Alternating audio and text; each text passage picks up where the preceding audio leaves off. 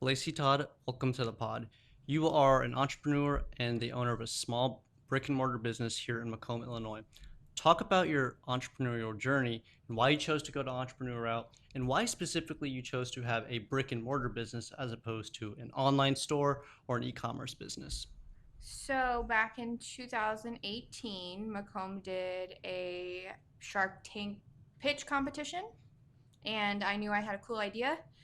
Although I wasn't really planning to pursue it at the time, I was just kind of doing it for the experience and to kind of learn because they put you through a couple business classes, taught you about the different levels of how you could structure your business, LLC, S corp, etc. Um, we did that. Actually, it'll be 8 years this month since I got up on stage in front of 200 people at the forum and pitched my idea. I didn't end up winning, but I had such great feedback from people, and people were so excited about it. Everybody was like, Macomb could really use this. So I was looking for a location, and I found a location pretty easy. Then I was like, well, I guess I'll go and see if a bank will loan me money, and they said yes. And so I was like, okay, I guess we're doing this. At the time, I was working part time at my vet clinic job that I still work at, and I was also selling insurance at State Farm, and I had been there for 5 or 6 years. So I also had two little kids at home, and I was like, when will I have time to start and run a business? And brick and mortar, for what I was doing, paint your own pottery, you kind of have to have like a space for people to come paint. I do travel. I'll go to like other small businesses and we'll collab and do things together, but like I had to have a place for my kilns and inventory, etc. So that was never in my mind something I would have like a van or something to do it mobily. But like everything just kind of dink, dink, dink, dink fell into place. I did the pitch in July. I announced I was opening in September. We were open October 20th. So, and I mean, we hit the ground running from then on. Like it's kind of been nonstop, even with COVID, even with the way the world's been. It's been pretty steady for the most part. And the reason why I wanted to do it, my grandma took me to paint pottery when I was a little girl, and she really loved it. Um, I have a bunch of things that she made long before I was ever born. So heirloom things that money could never replace. And it kind of never went out of style. Like it was really, really big back in the 70s and the 80s, and everybody's grandma was doing it, and there were ceramic shops everywhere. I don't think it ever really went out of style. It just kind of like went by the wayside because people got busy with other things. But I mean, I have so many people that come in and say, I used to do this with my mom, or I used to do this with my aunt. Or I have my grandma's tree that she made, and it's one of our most precious possessions that we have. So, I guess that was part of my why. I wanted to pursue something creative. I've always been crafty, and selling insurance paid the bills, but it wasn't my passion. Also, being a small business owner, you can kind of make your own schedule, and when you have a family, that's convenient. I can go in at midnight and work on things if I need to, outside of business hours, and get things done while my kids are sleeping. So You mentioned in there an LLC, and some of our viewers might not know what that is. Quite frankly, I'm not entirely sure what that is. Could you explain what an LLC is and why should someone, I'm something of an entrepreneur, Aiden has his own small business, why should a business owner get an LLC? So I chose the route for the LLC because basically it means if something were to happen and I was liable for it, they couldn't sue me personally. They would sue the business. They wouldn't be able to go outside of that. So it's called a limited liability company. And if I were to be found liable that someone like fell and broke their arm in my business and it was my fault because I don't know, something was blocking their way, like a cord on the ground and they tripped, then, they could sue the business and my business policy, my insurance policy would pay for their medical damages and whatever. They couldn't come after me and like take away our car or our home or any other kind of assets we may have. So that's why I chose that route. And I mean, there's not a huge difference tax wise when you do your business taxes. I haven't noticed a huge difference for like a corporation versus an LLC. So there's a lot of discussion online. Well, is it hard to get an LLC? When can I get an LLC? Because there's a lot of people out there who are like, I really want to start a business, and sometimes getting an LLC can be the first step in that. How hard? How much time did it take for you to get your LLC? Honestly, it wasn't that hard. You just go on the Illinois website that you know, you have to search for the name you want to use, make sure no one else has your business name. And then you just register it. If you're a joint LLC, there's a little more paperwork in it if there's partners or even more than one, more than two people. So there's more paperwork involved. But because I'm a woman owned single business owner in terms of the LLC, it's just, I renew it every year. It's $75. Like, no big deal. So I think I also had to register it with the city, and then they had to run something in a local news publication announcing that I'm having this business at this location. I think I think I had to pay for like a fee to have them run that so people were aware. But it's been 7.5 years, so I'm a little fuzzy. No, that's no problem at all. I know we're familiar with your business, the Crafty Coop, but for our viewers, could you explain exactly what it is and, yeah, kind of the atmosphere that Sure. you've created for people around Macomb? So we are a paint your own pottery studio. The gist of it is you come in and you pick your piece. Everything's white, and then you use our paint, which is technically glaze, and you paint it how you want it. Customize mugs, plates, bowls, figurines, things that light up. Christmas trees at Christmas time, ornaments at Christmas time. Those are our big popular things. Halloween through like the new year is our biggest season, like lots of people coming in. And then I fire it for you. So I have two kilns on site. I've got a big one named Beverly, and then a smaller one named Gertrude. They're named after my grandmas. So it's customary to name your kilns.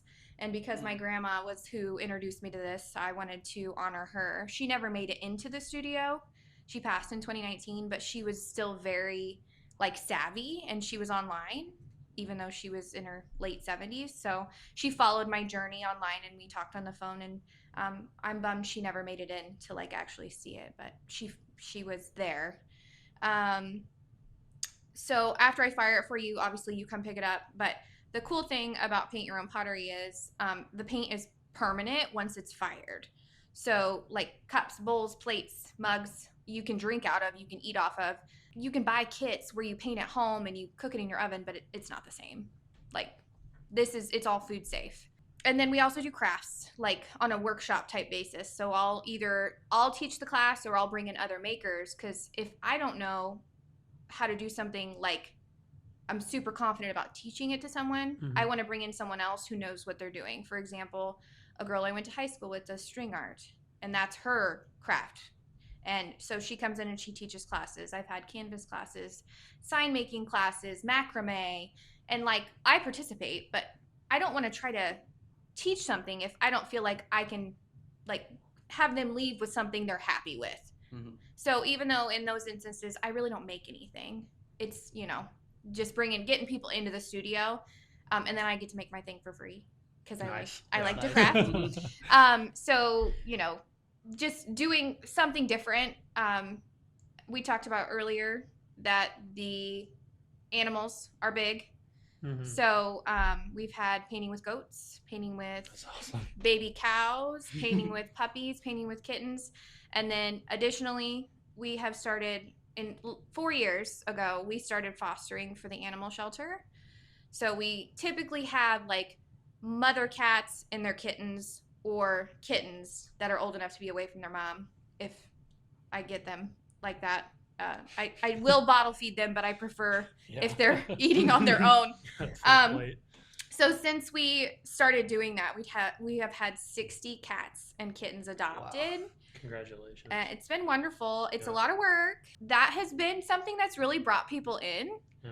I had one person upset with me when I first started doing it. They had allergies, and they were like, you need some kind of sign on the door. So of course, after my feelings were hurt, I put on my big girl pants and thought to myself, okay, how can I make this a positive thing? And I found the cutest, biggest sign I could possibly cut with my Cricut, and I put it on the door. It says, "Beware of guard cat on duty." I cannot tell you how many times I've been in my studio working, doing something, and someone's walking by and they see a sign that says there's a cat inside, and so they come in.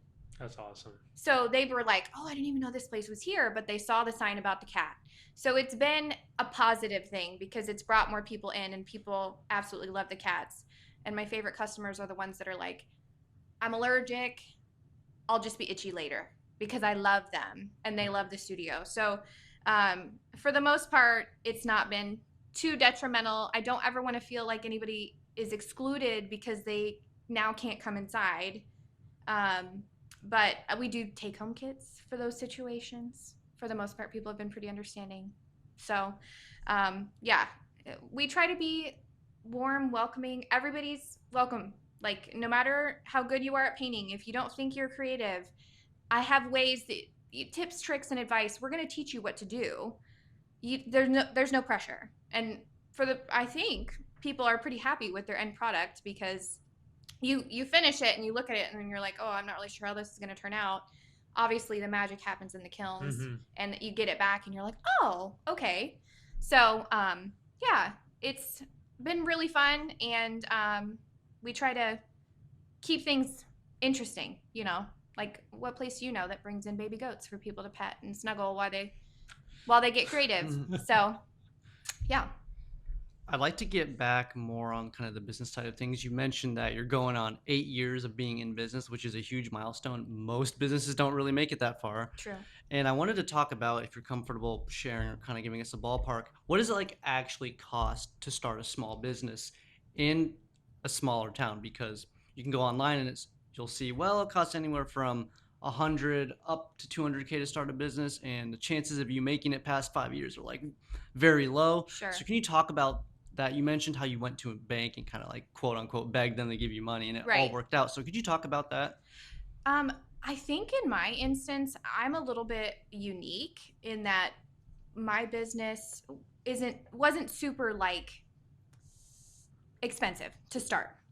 So I want to say I borrowed a little over $10,000, and that bought me my first shipment of pottery, my first shipment of paint, all the stuff to get started in my kiln.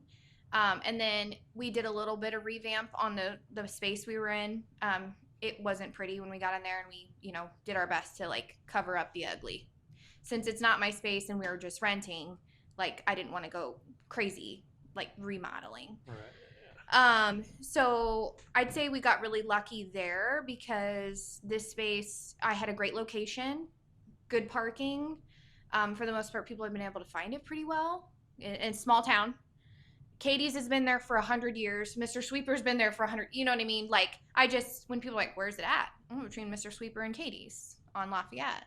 I know at some point toward when we were getting close to opening and the budget was starting to dwindle down, I had gone and I would talk to my bank and I was like, "Is there any chance I could get a little more?" And they were like, "No." I'm like, "Okay." Oh, no. So we figured it out. Credit cards to start things. And that can be a blessing and a curse, you know what I mean? Like you get points when you spend money, but then like if you can't pay it back, that's not great. It's a little bit like gambling in a sense. Right. And I mean, I did take a gamble on this, and I don't remember being scared initially. Now, here we are almost 8 years later, and I've purchased a building Right.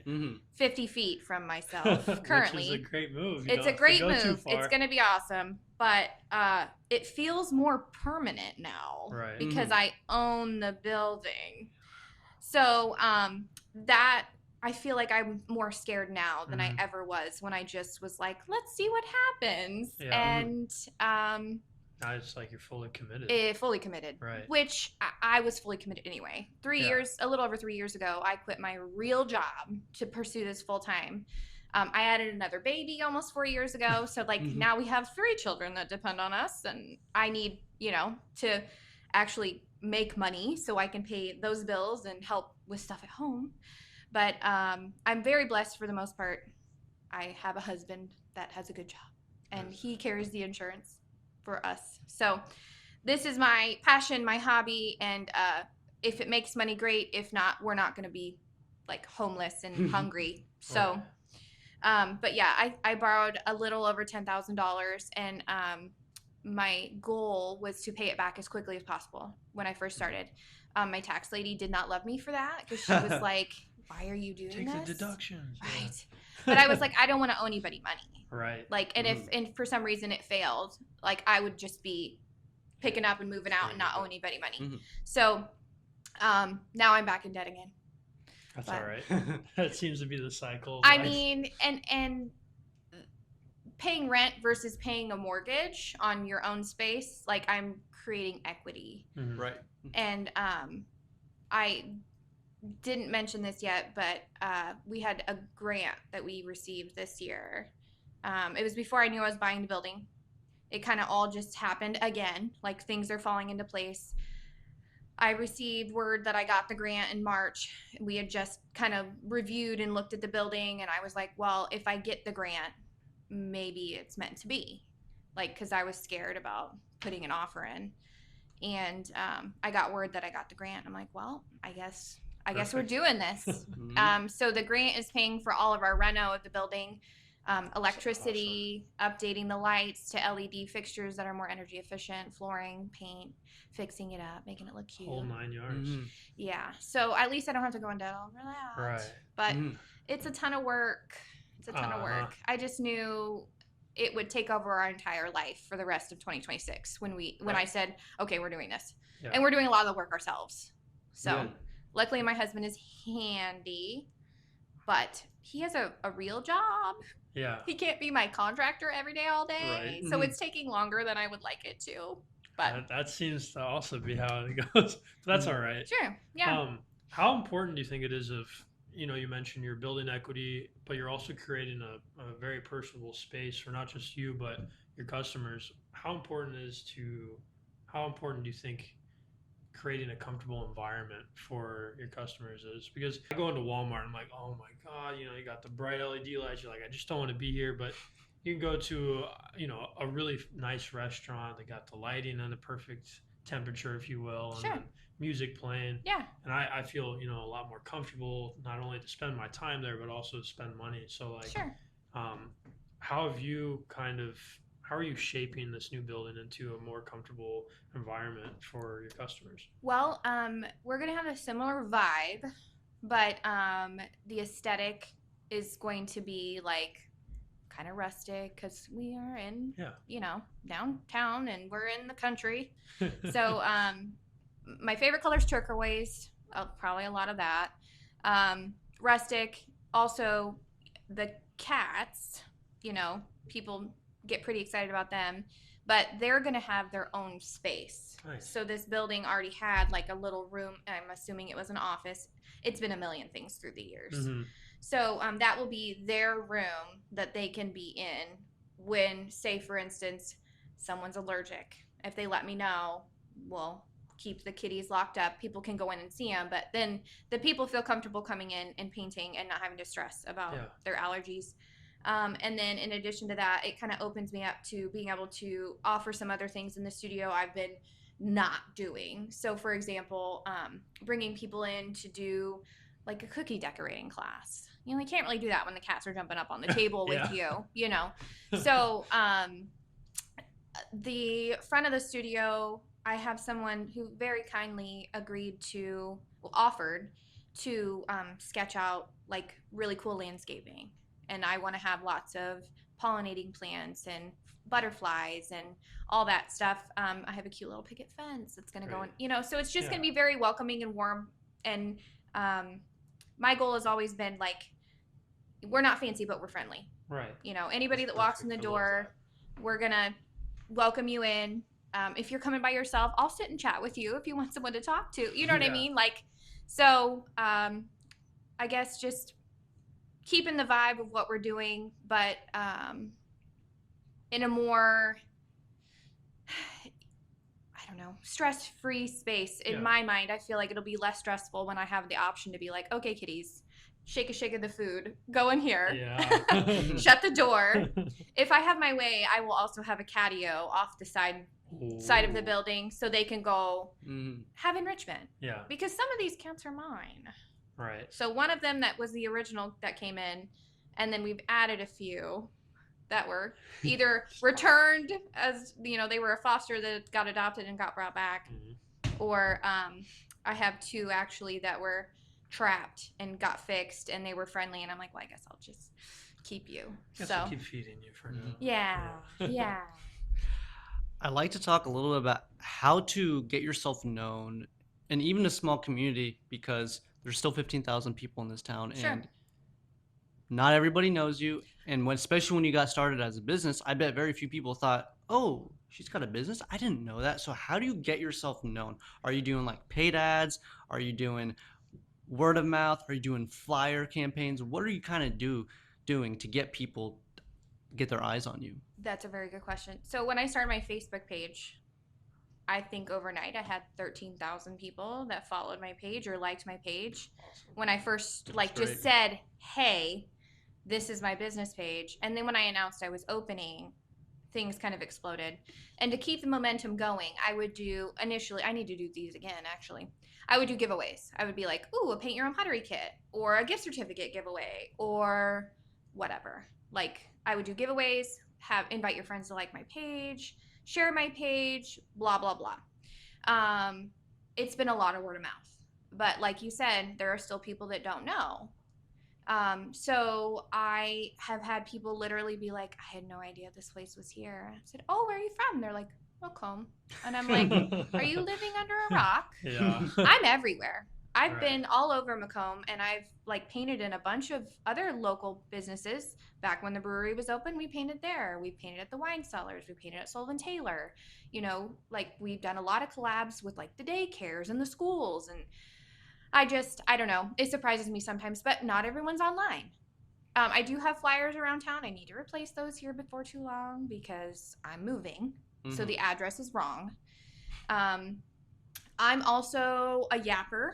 So I'll run into somebody and they'll be like, "Oh, I'm new to the area." And I'm like, "Oh, you should check out the Crafty Coop." And I'll be like, "I'm the owner." Come on. If I'm in the McDonald's drive-through, I'll hand out my business cards to the workers and There they you get go. excited. You know what I mean? That's Like awesome. I self-promotion, I guess. Creating opportunities. Right. Yeah. So I've been very blessed. I have over 10,000 followers on my Facebook page, which was a goal. Like I was like, "Ooh, I'm going to push toward that this year." And I did receive that. Thank you. I have so many people that are so loyal to the business and they love it so much and they're so encouraging. I think that's one of the things that gets me through sometimes when I'm like, "Oh gosh, what am I doing? Why did I do this to myself?" And then I'll get someone that'll come in and be like, "Oh my God, I love your studio so much. My whole family they come every year and they paint for Grandpa's birthday. There's like 12 of them, and they're like, this is our favorite family tradition." I'm like, "Oh my God, okay." Yeah. I'm gonna keep going. Yeah, I'm gonna right? keep doing it. But I mean, there's never been a time where I'm like, I don't want to do this anymore. It's just been like, what have I done to myself? Yeah. So I do love it still. I mean, and if I stopped loving it, then that would be it. We'd be having a different conversation. So It seems, I mean, obviously, you wear pretty much every hat for the business, right? Is there any particular hat, like marketing, advertising, anything that you really just dread doing? paperwork, Paperwork. taxes, Yeah. all that, Same here. and I'm notorious for saving it to the last minute. You know, you should do it like Right, in as chunks it throughout goes, the year. No, I save it all till it's like, okay, the deadline's next week. I'm going to work on it now. So I hate that for myself because I stress myself out, but it is what it is. Like if I personality, maybe a little bit of ADHD, if I have a deadline, I'm more likely to work on something. So Right. that was part of the reason why I said keep on me, because I'm All over, yeah. all no. over. How's it been as far as reaching out to the schools or people to do collaborations with other businesses? For the most part, everyone's been really receptive. I have a few that I have been aiming for, but we just can't seem to land on a. They're busy, I'm busy, they've got big moves coming up, I've got big moves coming up. So we've like touched base and nothing's come to fruition. And I don't ever consider anything dead in the water. I'm just like, now's not the time. Yeah. So, No means not right now. exactly. Yeah. I've never had anyone say like outright no. It's just been like, oh, we've got this going on or this going on. And when I have a free moment and think about it, I'll send a message and be like, hey, how are things now? Could we try again? The schools, I would like to like create some kind of a fundraiser for them to get my name in front of more of the families in town. I mean, I think a lot of my business is geared toward kids and families. Yeah. But like doing a fundraiser, you know, they do those selling candy bars and Yeah, I you know, I'd like to do that. I've seen some other studios do the same thing, and while I do enjoy being able to pay the bills and making money, I also very, very, very much enjoy being philanthropic and being Yeah. able to give back. That's part of the reason why I started fostering the cats. I sponsor kids' t-shirts all the time for different sports or different activities. I have an adopt a classroom class. I've done that since before COVID, but I think we stopped for a couple of years because of COVID. You weren't allowed to come in the classroom. So giving back is like very, very big, fills my cup. You know, I want to make a difference in the community. So it is nice to make money, but also like I like to give it away and I like to do other things and give back. So Let's shift the conversation just a little bit toward a topic that I'm really interested in. I know there's people out there who see this in the headlines, and that is AI, oh boy. artificial intelligence.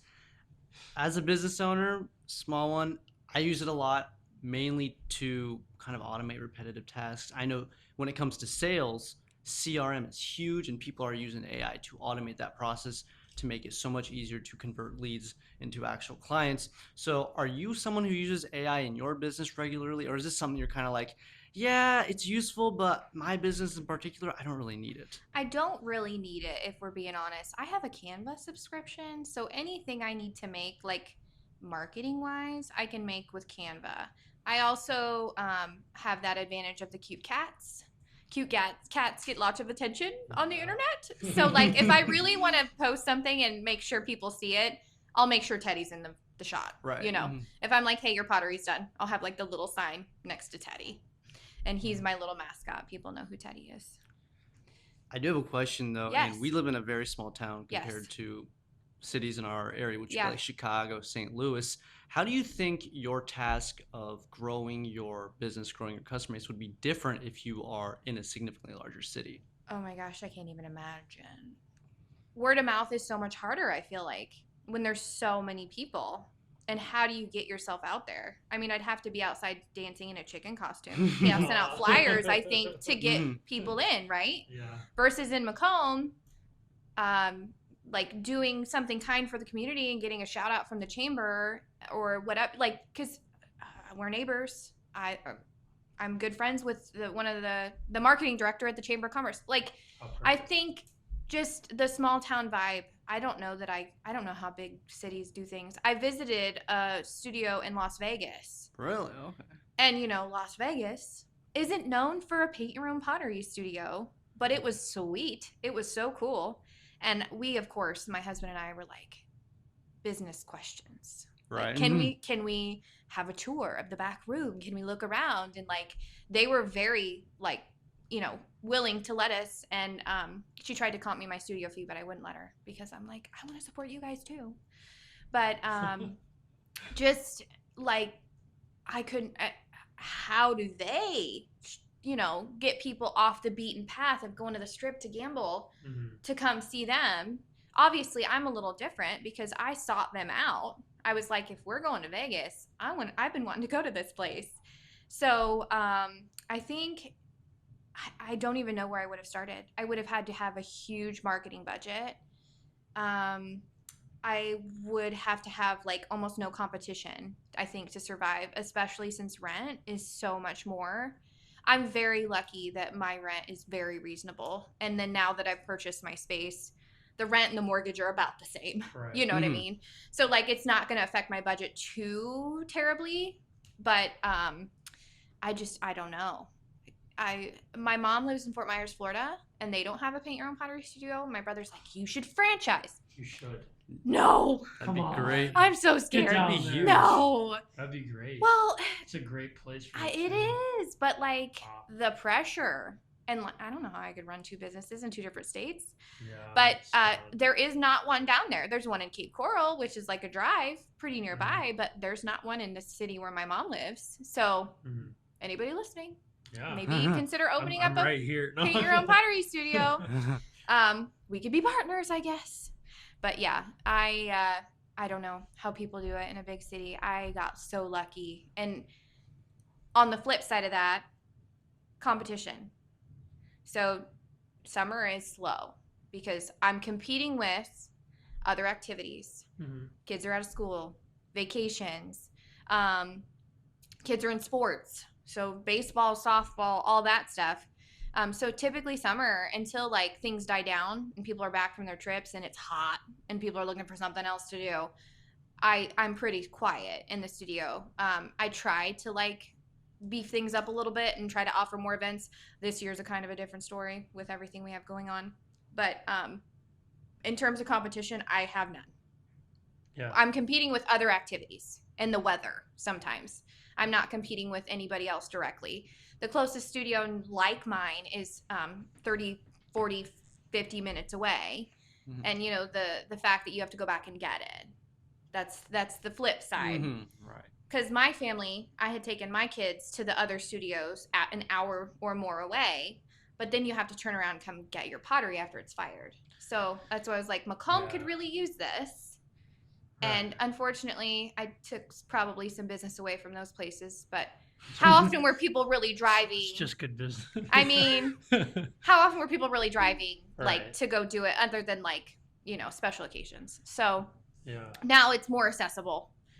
But adding other things to it, like not just the paint your own pottery. Yeah. We've got the kitties. We've got the fun animal events. We've got parties that we do. Harry Potter's birthday is at the end of the month, so we need to have a Yeah. Harry Potter birthday party. I'm a huge Harry Potter lover. What are some of your like business inputs, I guess, or like your business expenses? Are you buying from like a wholesale pottery thing? How does that work? How did you get connected with them? Did you find them yourself? Did you get referred to them? I got referred to them. I was very blessed. There's a studio in Peoria called Fired Up. And when I initially decided to do this, and for my pitch, I had to have numbers. I had to have like Right. real information. The what am I trying to say? Business plan. Yeah. They wanted real numbers, and I'm like, I have no idea. This is before AI. I couldn't have asked it. So I went to them and I said, hey, I'm doing this business pitch competition. I'm considering opening up my own studio. Can I just follow you around for a day and ask questions and make notes? And they said yes, because they were over an hour and a half away from us. So technically not competition. So that's what I did. I still have the notebook with like every single, like, where do you get your stilts? Where do you get what kind of kiln do you have? Why these brushes? Why these paints? Why, etc. And which suppliers are the best suppliers? Which stilts are the best brand? Like, and they'd been in business for 15 years at that point. So like they knew all the ins and outs, and they're in Peoria Heights. So like upscale community, Right. lots of people, but the only studio in the area. So like they had no competition really either. Sometimes people ask me about doing like raw clay, and in no way, shape, or form am I ever interested in doing that.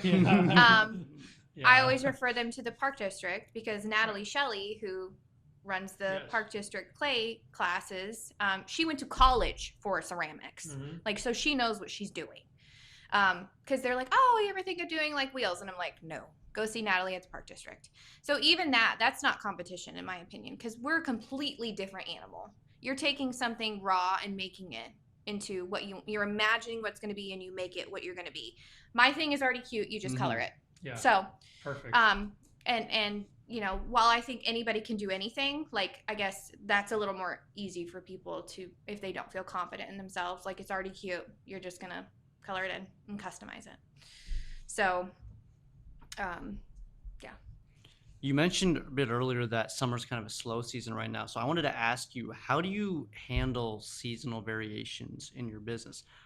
I ask this because this guy over here has a landscaping business, and at least in Illinois, you can't do that year round. Right. It's a little hard in the winters. And there's Sure. also lawn care, pest control, and snow removal. These are all examples of seasonal businesses that people are familiar with. So, from your experience, what are some kind of things that you do to ensure that even in the slow seasons, you're still afloat, you're not late on rent, and that you're able to kind of like budget out your cash flow? Like, do you use financial planning? What do you do? I cry and rock back and forth sometimes. So I try to have money in savings, like saving back. Every Monday, I have a reminder on my phone that pops up because everything that I make from the week before usually hits my account on Monday. Weekends are typically busier because people are off work and they're looking for something to do. So I have a reminder on my phone to save back 20% of what I made that week. Does it always happen? No, because I have bills and expenses and et cetera, et cetera. Have I been late on rent before? Oh, yeah. Yeah, there's been times. Mhm. So luckily, I have a very understanding landlord. But yeah, I would say it's a little bit of a gut punch when it's slow. Like it's hard. And I have some really wonderful people in my life when I'm like, the studio's slow. And they're like, it's gonna be okay. It is. It's every year this happens. We have a slow season. I get really down on myself. Things pick back up. It's always okay. So I should budget more for sure. I should look at that. I guess I've gotten lucky. We've kind of flown by the seat of our pants at times. In terms of pest control, in terms of landscaping, all that at this point has been taken care of by my landlord because I rent. Now that I'm going to be in my own space, we're pretty self-sufficient. So probably tonight after we leave here, I will go change clothes and go mow the yard because the yard needs mowed at the new studio. Snow removal, same thing. Like we just scoop the walk, which I've been lucky in my space currently. I haven't had to worry about that. The neighbor next door scoops for me, or my teenager scoops for me. Hey, there you go. So in terms of that, I don't have to stress too much, and we don't hire that out. We just take care of it. My husband's very handy. I'm very blessed. What are some of your biggest financial pressures right now? Like cash flow, rising costs, and inflation. This has been in the news lately, and of course, tariffs are still kind of taking their toll. But yeah, talk about this a little bit. Definitely everything's gone up in price. My paint's more expensive. My pottery is more expensive. The power bill is more expensive. Oh my God, yes. So I guess when I poke my head out of the studio and look down the street and see how much gas is, that scares me a little because if people can't afford gas and they can't afford food, they're not going to come paint. Although, people are always looking for something to do, and I have something for every budget. Studio fees are $5 for kids and students, so Western, Spoon, high school students, and then $8 for adults. And I have pottery that's as little as $3 to $4, up to $40+. You could easily get in and out of my studio for $20. So it's not always about how expensive the piece is, because someone might pick something tiny and spend hours, details, beautiful, making it awesome. And I think the thing that cracks me up sometimes, someone will pick something really small, but it's hard to paint something really small. Yeah. And it takes longer than you think. So a distraction that gets you away, a fun experience to, do with people that you care about and get off your phone. That's huge nowadays because people are so addicted, myself included.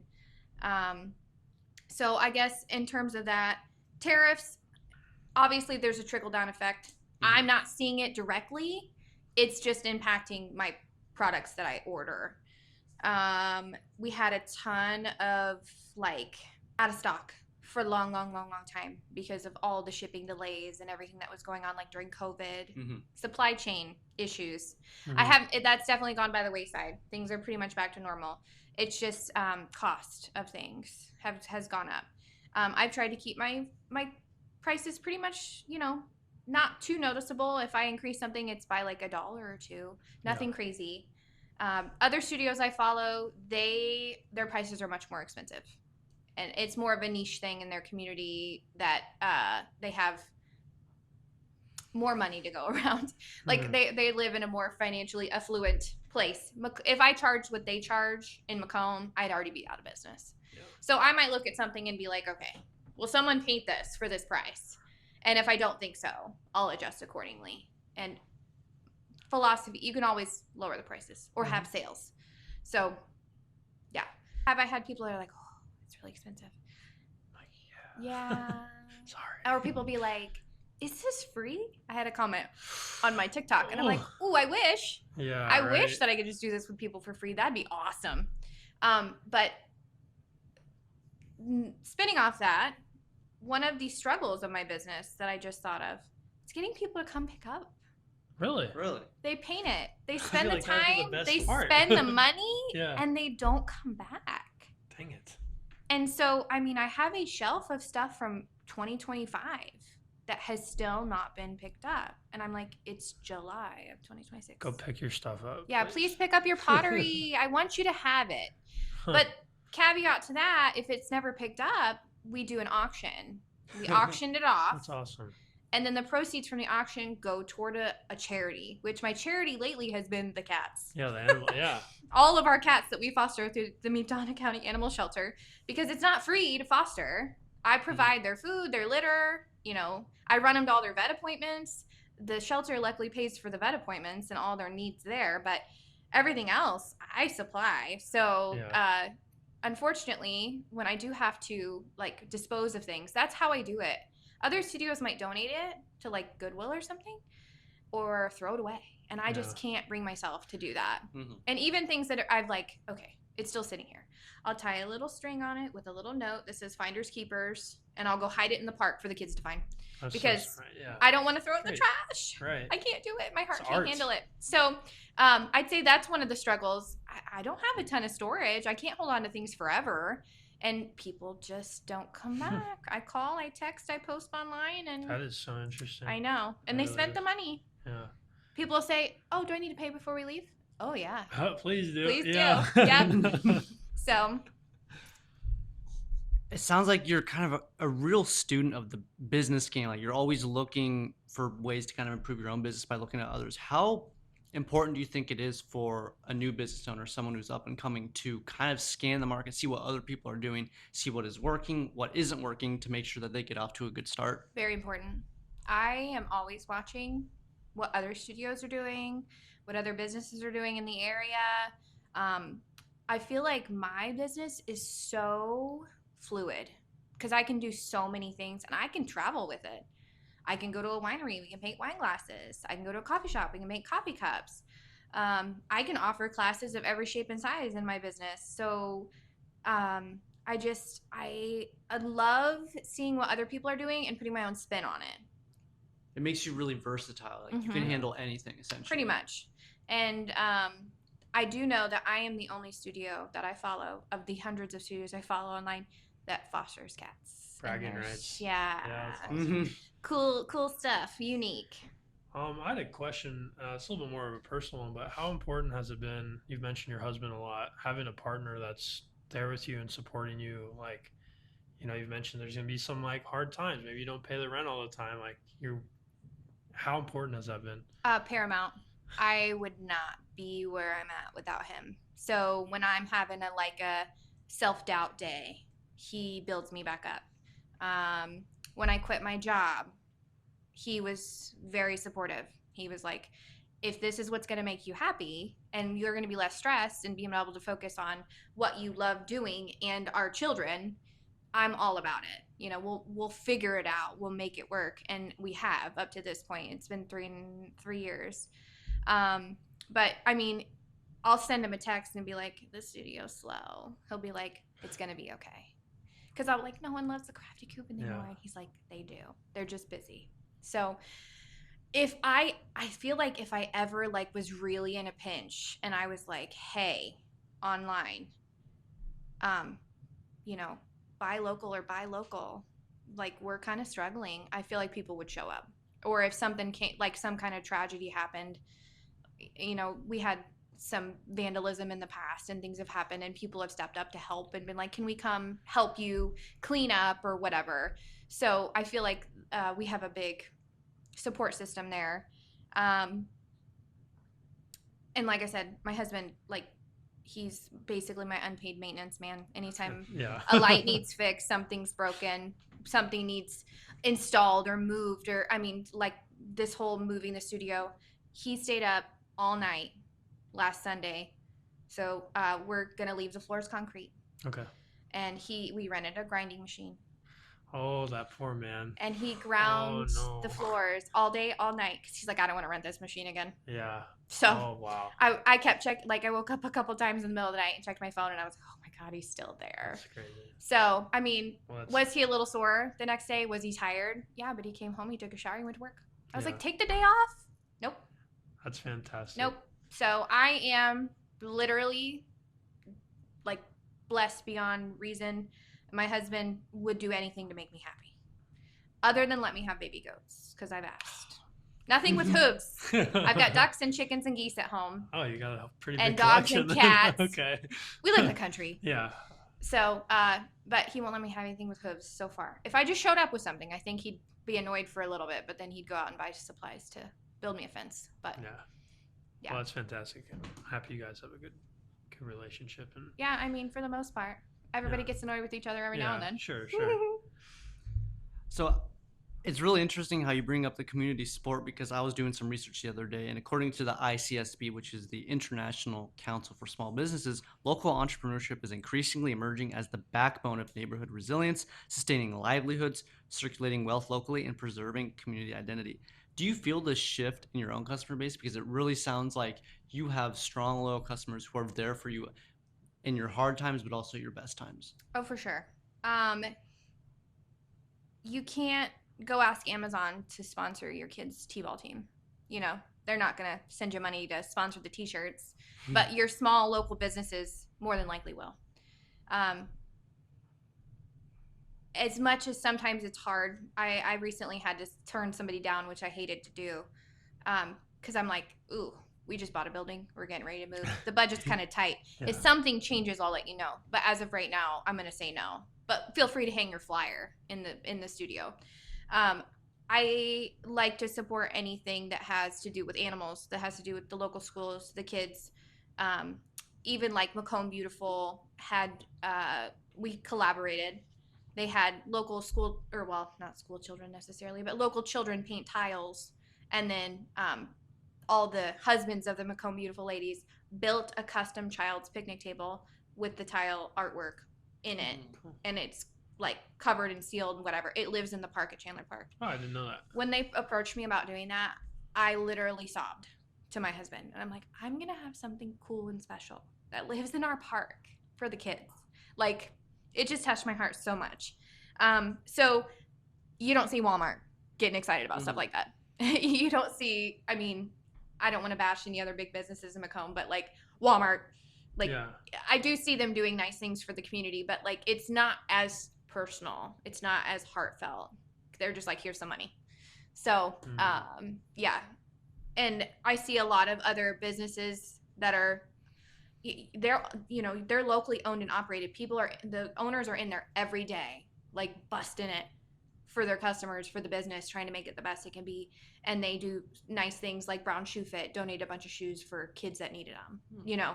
So, I do agree with that we are the backbone, and there are more small businesses than there are these corporations. Yeah. You know, we outnumber them, but they have investors, Right. stockholders. Right. You are the investor and the stockholder for these small businesses. Like, that's why they need you so much, because they don't have that. You know, I don't have a rich family member that I can be like, hey, can I borrow some money? No. Please get a loan. Yeah. So, yeah, please support your local small Yeah. businesses everywhere that you are. When you travel, my nephew makes fun of me when we go on vacation to Florida because I'll be like, let's go get ice cream, but we're going to go to a mom and pop shop. Right. We're not going to Dairy Queen. We're not going to Baskin Robbins. We're finding a mom and pop shop. And by far, it's always more welcoming, nicer. You know, the customer service is better. Like, the food is delicious anytime. So, like, you know, everybody has their chain restaurants everywhere they go. But I strongly encourage people to always look for the mom and pop shop that's doing the same thing. And, like, I guarantee your experience is going to be Right. out of this world compared to, you know. And that support that you give is really important too, and it really does come back around. I feel For sure. like anything you give really. Well, does and one of the circulate. things I like to do when I support a local business is to post on my local business or my business page. Be like, I just got a delicious drink from Sullivan Taylor. They just got their summer menu out or whatever. Yeah. You know what I mean? Or like my little sandwich that I got because, you know, Yeah. Allie's, she's new too. Yeah. She's taken over that place and trying to turn it around. And, you know, like the other coffee shop, Bold Brew, that's my go-to actually, the drive-through. It's quick. It's great. I'm a mom. I got things to do. But yeah, I like to support the other local businesses and promote them and promote different events that Macomb's having because word of mouth. Mm-hmm. Sometimes people don't know things are going on and then it'll come and go and they'll be like, oh, I didn't see that. Right. My algorithm didn't show me that. Algorithms, not my favorite. No. Not my favorite. Horrible things. Mm-hmm. We're 6 days removed from July 4th, and I bring this up because it was the 250th July 4th. So I think this is important because did you do anything on that holiday specifically? And I'm not just trying to single out July 4th, but you talked about it a little. Do you do anything special on these big holidays to kind of boost your business or get more eyes on yourself? Good question. Typically, I'm closed because I want to spend time with my family too. True. I mean, highlighting the fact that I am a mom and I have a family and, you know, we are relying, I guess, on the business to be successful. It's, you know, Christmas, obviously family picture, like Merry Christmas from our family to our Crafty Coop family. Because, I mean, there are people that have come into my business through the years. They've become like family. They've become really good friends. Your mom, for example, whenever we have a catastrophe, a literal catastrophe, her and I are texting back and forth and trying to, you know, fix whatever it is. So, yeah, obviously Christmas is huge in the studio. Lots of families painting ornaments, people bringing family in to spend time together. We started the to-go kits at Christmas when COVID happened.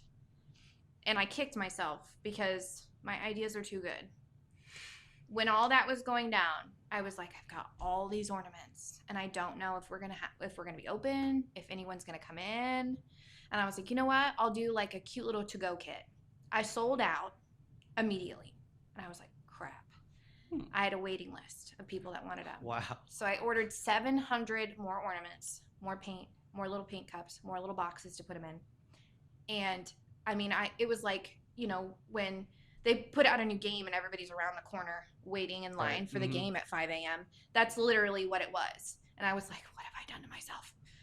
I mean, I was glad for the business, but I was like, oh no, like, you know, wanting to fulfill that expectation and being able to provide that fun experience for people during that uncertain time. They've kind of gone by the wayside. They've kind of not gotten as popular. I do still have people that come in every season. They're like, this is our new tradition. We do it every year. And so, yeah, just reminding people to slow down, spend time together, put their phones down, get creative. It's very good for your brain, your body as a human to, you know, sit and like just let your mind wander and do something creative. I don't remember what the rest of my point was. But the last question I'd like to leave with you before we kind of wrap this podcast is you've been in the business game for basically 8 years now. What is one thing you would tell an up-and-coming entrepreneur to make sure they do right or make sure they don't do that you wish you would have known on the first day that you got started in this business? you have to want it. period. You have to want it.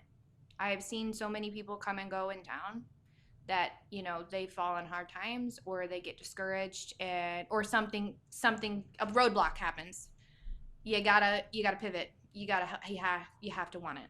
So, you know how many times that I've been like, oh my God, I'm dead tired. I worked my day job all day, came home and took care of my kids, but I have stuff at the studio I have to do. And I stayed up there till midnight, 1 in the morning. And then I got up the next morning, showered, and went to work all day. And then during COVID, when the kids were home, you know, I had to just like adapt and figure it out. Um, so I think there are times when people like are, this is too hard. And I've said that to myself before, like, wouldn't it be easier just to go to a 9 to 5 and then go home at the end of the night? I'm sure it would be. But would I be fulfilled? Would I be happy? Would I be doing my thing that I love doing? Would I be making a difference in our community? Probably not. I'd be working for somebody else, you know, making them money. So, and again, money's never been, you gotta want it, but also like, that's not the main goal for me. I don't ever want to feel like, oh, I'm going to get rich off this. No. Right. I want to get rich in experience. I want to be a household name. I want to be somebody that when people are visiting from out of town, they're like, we have to go to the Crafty Coop, you know? So, you just have to, if it's not 100% your focus and your goal, and you don't love it, like to the point where you're going to make yourself sick over it. I mean, I don't know. Because, like I said, I've seen so many places start and then it gets too hard and they just let it go. And that's fine. Everyone's on their own journey. But never do I want to let this go. I want to be like a crippled old lady helping cute little kids paint their stuff. And again, like, we are a destination, but like, we're one of the things that makes Macomb unique and different and special. Like, downtowns are dying, but I don't want us to be one of those places that ever dies. And maybe I'll pass it down to one of my children someday if they have the passion for it. Well, I think you are doing wonders for Macomb and the community, so thank you very much for Thank that. you. I know that everyone else around here also thanks you I for try really hard. not only continuing business in Macomb, but also promoting everything and giving people a space to be creative. And I love that you're like, less phones, more creativity. Give yourself time to just relax and kind of zone out. And I Macomb love is a that. wonderful community. People like to talk smack, but I Yeah. do really think Yes, they do. when it comes down to like the nitty gritty, Macomb is wonderful. People are always like willing to help and Mhm. care about each other despite whatever differences, you know, when it comes down to it in like a hard situation, people are very supportive. So I want to, you know, be like a beacon, I guess, in town of, you know, kindness and being like generous and I don't know, creating something beautiful out of the community, Yeah. the world, you know. Well, I think you're doing just that. Thank you Thank so you. much for coming on. I Thank you really for having me. appreciated it. This was fun.